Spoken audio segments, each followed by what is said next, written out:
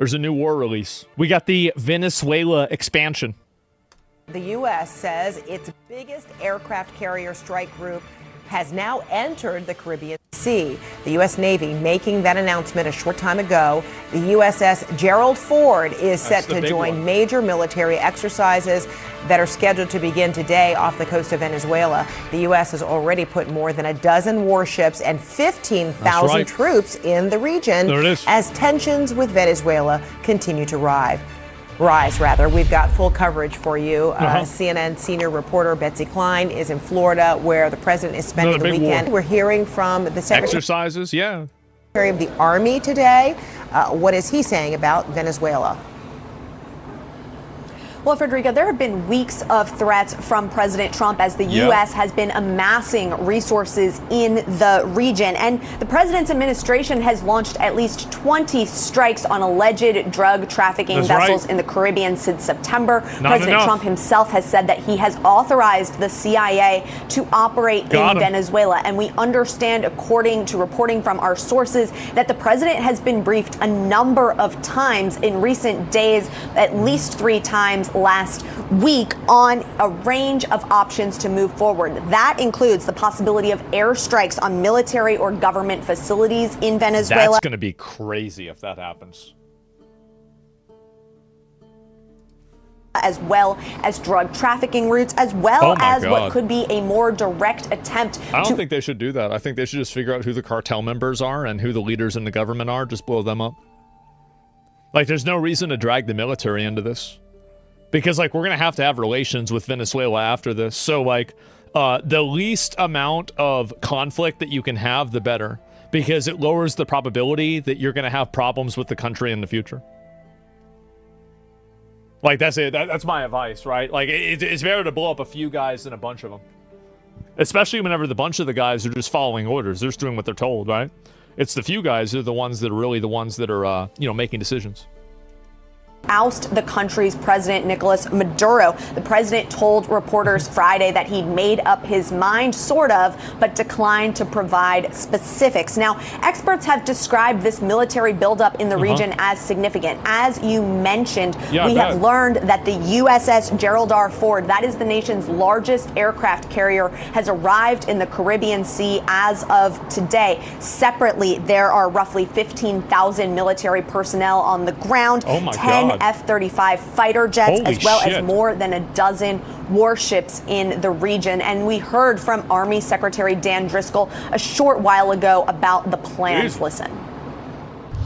I think that the President and Secretary of War have spent a lot of time thinking about what is the best thing they can do for the American people. And I can speak from the Army's perspective, which is we have a lot of training in that part of the world. We're reactivating our jungle school in Panama. We would be ready to act on whatever the President and Sec War needed. But no orders beyond these exercises at this point. We don't talk about those kinds of things. Well, what do you think? He's just going to go and explore? Like, I mean, why do you even ask them? Why do you even ask this? Like, so what's the military's plan for dealing with this country? What are they going to do?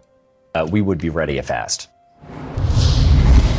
Now, I want to get into the why here. Of course, officially, the Trump administration is going after drug trafficking operations in Venezuela, but regime change could be a side effect of that. He's cooked. Like, that guy is cooked. I'm sorry. It's so obvious he's cooked.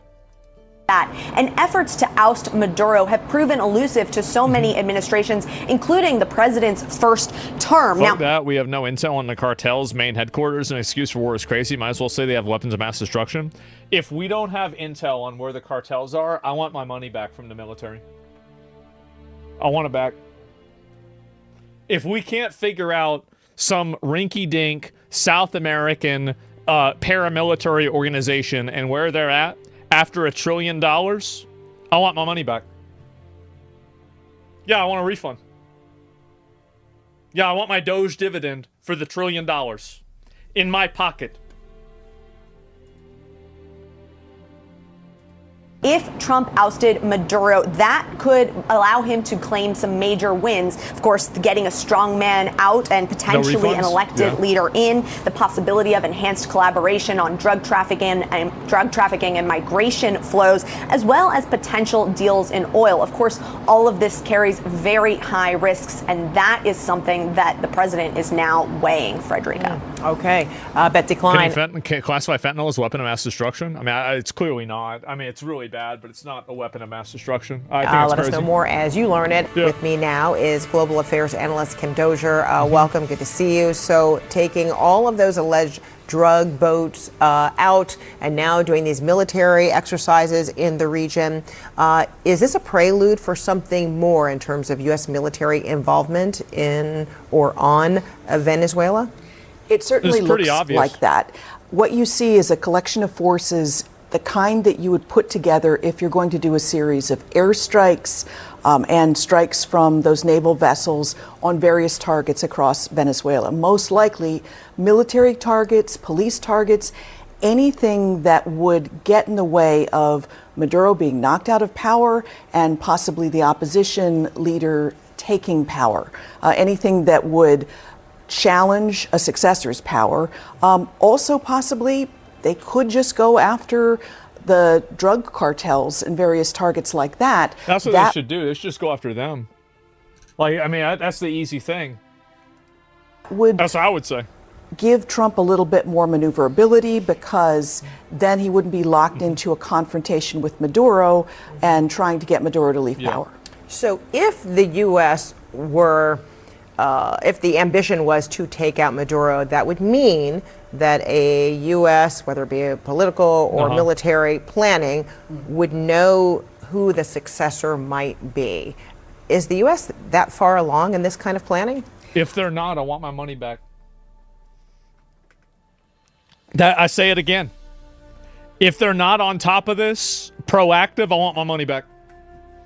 Like, you really, like, you really didn't think this out? It's embarrassing. I think what we'll be able to tell what their goal is by what they choose to target. Now, they could just be putting the pressure on the Maduro regime with this huge show of force to try to get the various elements of the military to consider taking him out or replacing him. Maduro has already had to put down. It's better if they do it themselves. Several coups during. Why don't they just bomb Maduro's house? Probably because they don't want to do that yet. I mean, like, I think that would Trump do that? Yeah, 100% he'd do that. Absolutely, not even a question. He would do that and then talk shit about how he was dying, right? He would do that, no problem. But I don't think that's really what's going to happen. Time in office, the military is riddled with double agents. It's a war crime? According to who? Somebody that can't hold us accountable, that's who. From Cuba who are looking for just such coups in the planning.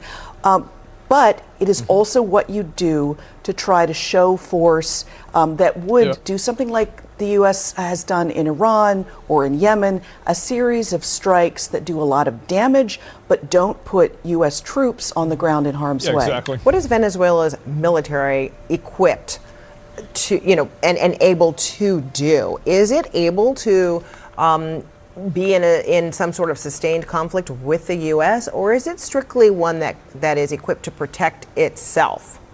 Yeah, sustained conflict would be difficult. They've got supposedly 150,000 standing army. Yeah, plus, I wonder what's going to happen. I wonder what's going to happen. Like, what do you think? A number of small militias that back Maduro that would probably present more of an issue inside the cities in Venezuela. But that's if this goes to some sort of a ground operation. It is more likely that this would be a chance to knock out the system in power. And then, there's been a rebellion across the country that's I don't know why they can't just go back to selling coke. Like, why can't y'all just sell coke and weed? Like, y'all gotta do that fentanyl shit. What the fuck? Like, you just go back to doing the normal shit that we've had for years. Really, you flip the script and you change everything, and now it's a big more money? I mean, I don't know. You kill somebody, how are they gonna give you any more money? Yeah, bring back the crack. Yeah, whatever happened to crack? I never hear about crack anymore. Really repressed.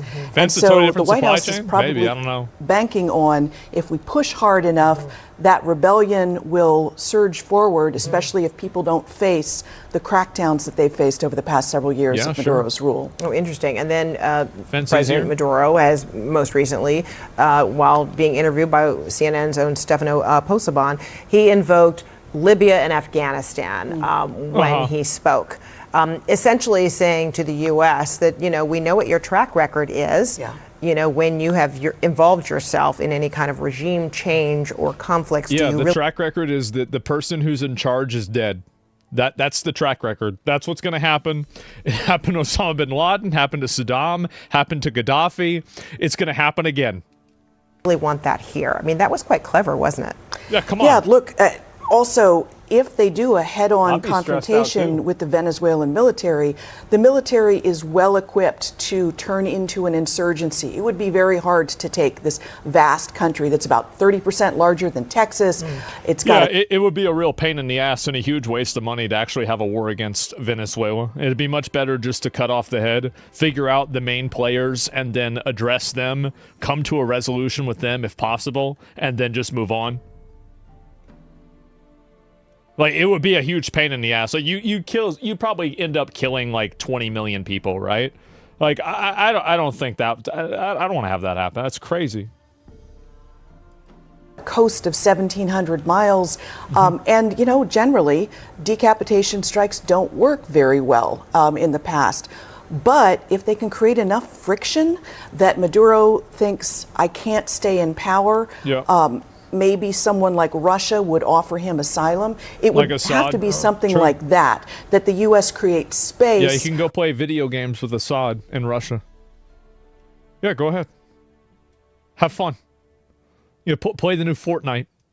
For people on the ground Schedule 1 in Venezuela to take action to remove him. Oh, and that serves perfectly into what I was wondering about, like, where would Venezuela find its support? Is it its oil that is the leverage for that country?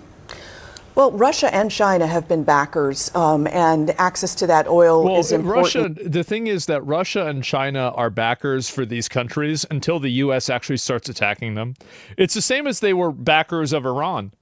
They were like, oh, yeah, we're with Iran. We support Iran. And then the sky starts missing pixels and, well, shit happens. Yeah, they're not really. You really think they're going to do anything about this? Absolutely not. For both. Things change. Russia has given military supplies in October. There was a large for Iran too. Plane that arrived from Russia, and we think it had things in it like anti-aircraft type weaponry to at least frustrate any sort of U.S. attack. But we don't know. And this is all up to Trump. He has promised his supporters that he's not going to drag them into another war. Right. So those were big campaign promises. So if he launches some sort of strike and Maduro hangs in there, that's going to present a real conundrum for the White House. Whereas what they're hoping for is a quick... I don't think that's going to be a conundrum for Trump. I've got a feeling that I think that I know exactly how Trump is going to solve that problem. I think everybody does.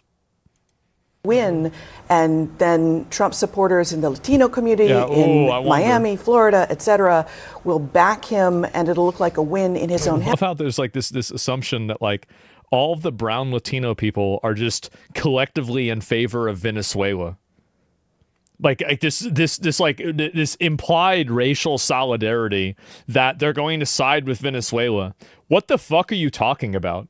These people, a lot of them are Americans. They're like third, fourth, fifth generation Americans. What is this weird racial solidarity obligation that they try to play with? Isn't that's so cringe? Hemisphere, and it will 80% voted against Maduro? Yeah. The Latinos in his own country don't even like him.